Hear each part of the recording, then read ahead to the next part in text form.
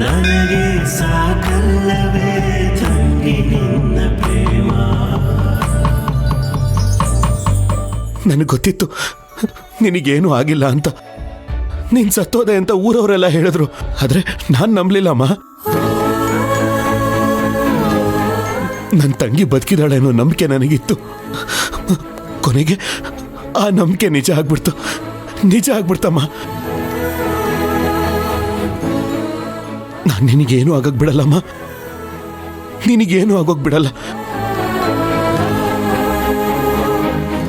ಸಾವಿನ ಮನೆ ಕದ ತಟ್ತಿದ್ದವ್ರನ್ನ ಜೀವ ಉಳಿಸ್ಬಿಟ್ರು ನಮ್ಮ ಸ್ವಾಮಿಗಳು.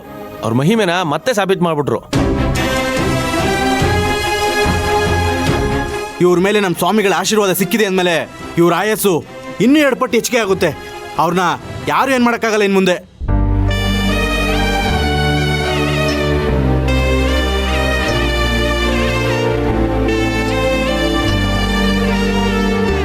ಶಿವಣ್ಣ, ನಾನು ಬರೋಕ್ಕೂ ಮೊದಲ ನೀವು ಹೆಂಗಿಲ್ಲಿ ಬಂದ್ರಿ?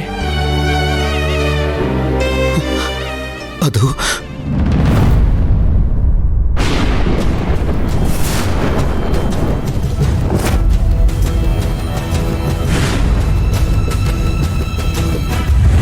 ಯಾಕಪ್ಪ ಇಲ್ಲಿ ಬಿದ್ದಿದ್ಯಾ? ಏಳು, ಮೇಲೇಳಪ್ಪ, ಮೇಲೇಳು, ಮೇಲೇಳಪ್ಪ, ಮೇಲೇಳಪ್ಪ.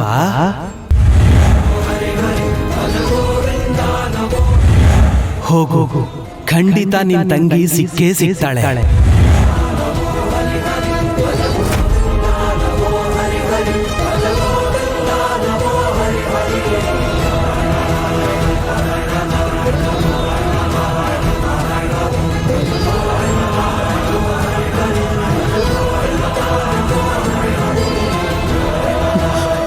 ಈ ಫೋಟೋದಲ್ಲಿರೋರು ಯಾರು? ಅವರು ನಮ್ಮ ಸ್ವಾಮಿಗಳು. ಅವರು ಜೀವಂತ ಸಮಾಧಿಯಾಗಿದ್ದಾರೆ ಇಲ್ಲಿ.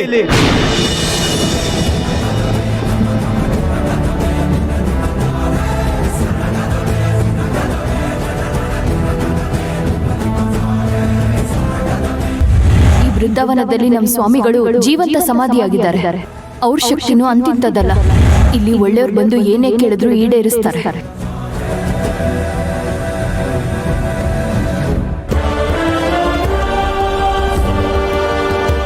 ಇಲ್ಲ, ಇವ್ರು ಜೀವಂತ ಸಮಾಧಿ ಆಗೋದಕ್ಕೆ ಸಾಧ್ಯನೇ ಇಲ್ಲ.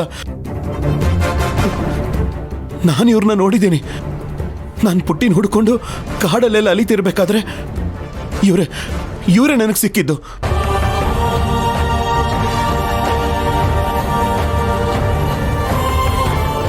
ನೀನು ಆ ದಿಕ್ಕಲ್ಲಿ ಹೋದ್ರೆ ನಿನ್ ತಂಗಿ ಸಿಕ್ಕೇ ಸಿಗ್ತಾಳೆ ಅಂತ ನನಗೆ ಹೇಳಿ ಕಳಿಸಿದ್ ಇವ್ರೆ.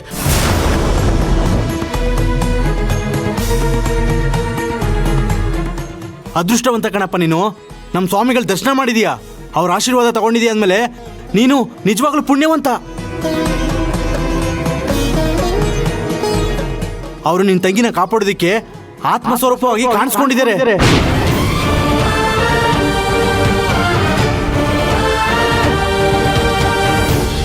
ಈಗಲಾದ್ರೂ ನಂಬ್ತೀಯನಪ್ಪ ನಮ್ಮ ಸ್ವಾಮಿಗಳು ಮಹಿಮರು ಅಂತ? ನಂಬ್ತೀನಿ, ಖಂಡಿತ ನಾನು ನಂಬ್ತೀನಿ. ಅವ್ರು ಕೊಟ್ಟು ಮಾತನ್ನ ಉಳಿಸ್ಕೊಂಡ್ಬಿಟ್ರು. ನನ್ನ ತಂಗಿನ ನನಗೆ ಉಳಿಸ್ಕೊಟ್ಬಿಟ್ರು.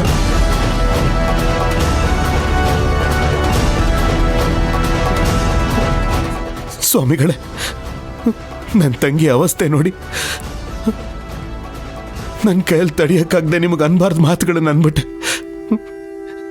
ಕ್ಷಮಿಸ್ಬಿಡಿ ಸ್ವಾಮಿಗಳ.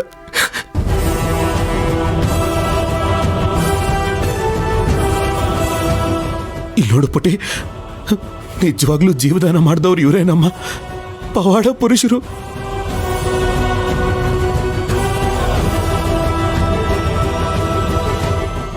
ಸ್ವಾಮಿಗಳೇ, ನನ್ನ ಜೀವ ಇರೋವರೆಗೂ ನಾನು ನಿಮ್ಮನ್ನು ಮರೆಯಲ್ಲ. ಆದ್ರೂ ನಿನ್ನಂತ ಅಣ್ಣನ ಪಡೆದಿರೋ ನಿನ್ನ ತಂಗಿ ನಿಜವಾಗ್ಲೂ ಪುಣ್ಯವಂತ ಕಣಪ್ಪ. ನಾವು ಅಷ್ಟೆಲ್ಲ ಹೊಡೆದ್ರು ಬಡಿದ್ರು ನೀನೊಂಚೂರು ಕದ್ಲದಂಗೆ ಇಲ್ಲೇ ನಿಂತ್ಕೊಂಡು ನಿನ್ನ ತಂಗಿನ ಉಳಿಸ್ಕೊಬಿಟ್ಟೆ ನೀನು.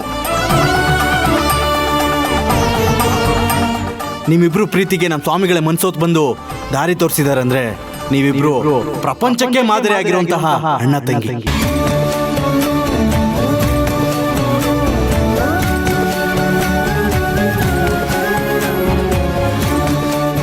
ನಮ್ಮನ್ನು ಕ್ಷಮಿಸ್ಬಿಡಪ್ಪ.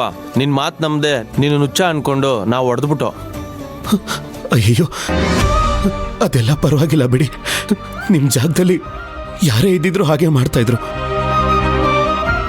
ಈ ನೋವೆಲ್ಲ ನನಗೇನು ಅಲ್ಲ. ಒಂದೆರಡು ದಿನ ಇರುತ್ತೆ, ಆಮೇಲೆ ಹೊರಟೋಗ್ಬಿಡತ್ತೆ.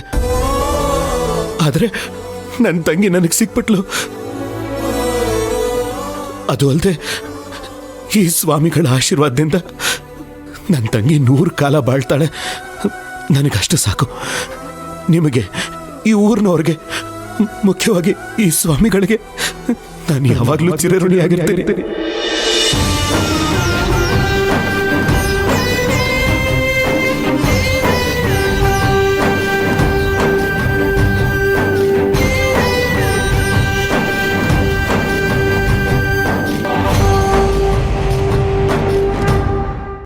ತುಳಸಿ, ನಾನು ಸಹಿತ ನೀವು ಸತ್ತ ಹೋಗಿರಿ ಅಂತ ಅನ್ಕೊಂಡಿದ್ದೆ.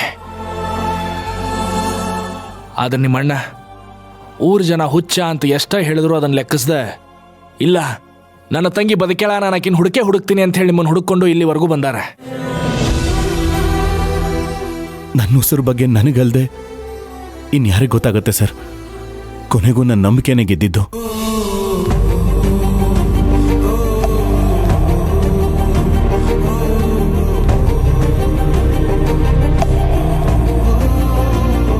ಅಣ್ಣ, ಮಾವ ಬಂದಿಲ್ವಾ?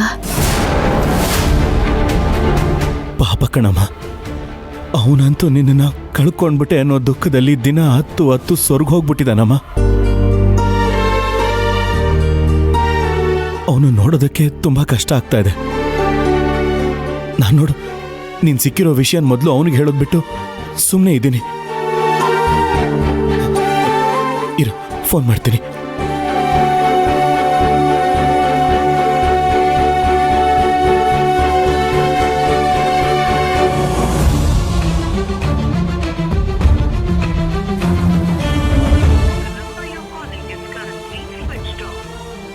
ಅಯ್ಯೋ, ಇಂದ್ರನ್ ಫೋನ್ ಸ್ವಿಚ್ ಆಫ್ ಬರ್ತಿದೆಯಲ್ಲ. ಮಾವನಿಗೆ ಮಾಡ್ತೀನಿ ರಮ್ಮ.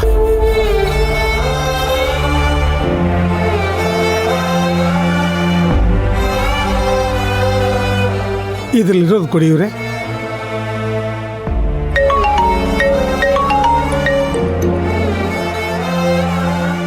ಏನ್ ಶಿವರಾಜು, ನಾನು ಹೇಳಿದ್ದನ್ನು ನೀವು ಯಾರು ನಂಬಲಿಲ್ಲ ಅಲ್ಲ? ಕೊನೆಗೂ ನನ್ನ ನಂಬಿಕೆ ಸುಳ್ಳಾಗ್ಲಿಲ್ಲ ಮಾವ.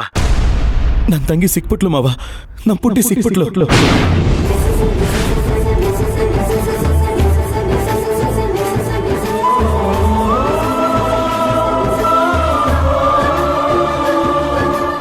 ಶಿವರಾಜು, ಏನು ಹೇಳ್ತಾ ಇದೀಯಾ? ನನ್ನ ಸೊಸೆ ತುಳಸಿ ಬದುಕಿದಾಳ, ಸಿಕ್ಬಿಟ್ಲಾ? ಹೌದು ಮಾವ, ನಮ್ಮ ಪುಟ್ಟಿ ಸಿಕ್ಕಿದ್ಲು. ನಾನು ಈಗಲೇ ಅವಳನ್ನ ಮನೆಗೆ ಕರ್ಕೊಂಡ್ ಬರ್ತೀನಿ.